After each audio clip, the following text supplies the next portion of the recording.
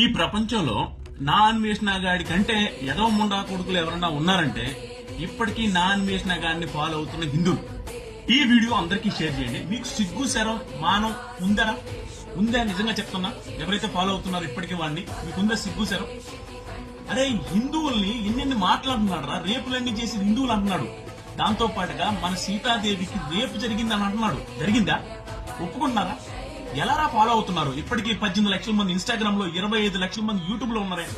ఆడన్ని మాటలు మాట్లాడుతున్నాడు. ఇండియా కంటే థాయిలాండ్ బెటర్ అంటున్నాడు. ఇండియాకి నేను రానని చెప్తున్నాడు. హిందూ నాయకులందరూ ఎక్కడికి పోయారు? హిందువులందరూ ఎక్కడికి వెళ్ళారు? ఎందుకు మాట్లాడట్లేదు? వాడి మీద ఎందుకు కేసులు పెట్టట్లేదు? వాడిని ఎందుకు ఇండియాకు తీసుకొచ్చి గుడ్డలు ఎప్పుడు తీసి నడి రోడ్డు మీద తరిమి కొట్టట్లేదు? ఎలా ఉందంటే వాడు మాట్లాడే మాటలు, వాడినే కాదు వాడి ఫ్యామిలీని కూడా ఇండియాలో ఉంచకూడదురా అనేంత దారుణంగా మాట్లాడుతున్నాడు. అరే, ఈ అమ్మాయిలకి కొంతమందికి బుద్ధుండి ఎడవాలి.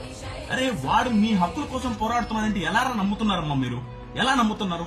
వేరే వాళ్ళ అమ్మల్ని నోటుకొచ్చినట్టు తిట్టేవాడు మీ హక్కులను కాపాడుతాడని మీరు ఎలా నమ్ముతున్నారు? ఎప్పుడైనా వ్యూస్ తగ్గిన ప్రతిసారి ఒక కంటెంట్ తీసుకుని వస్తాడు, మీరు ఎరిపప్పులు ఉన్నారు, సపోర్ట్ చేస్తారన్న నమ్మకం వాడికి. ఇండియాతో సంబంధం లేని నా కొడుకు వచ్చి ఇండియా అని అంటుంటే, హిందూ అని చెప్పుకొని హిందూ దేవతలందరినీ అవమానిస్తుంటే ఎలా మనం భరిస్తున్నాం? మనకి సిగ్గనేది అడవలేదా? ఇంకా వాడిని ఫాలో అవుతున్నాం, ఇంకా వాడిని సబ్స్క్రైబ్ చేస్తున్నాం, ఇంకా వాడి వ్యూస్ కోసం చేస్తున్నాడని తెలిసి వాడికి వ్యూస్ ఇస్తున్నాం.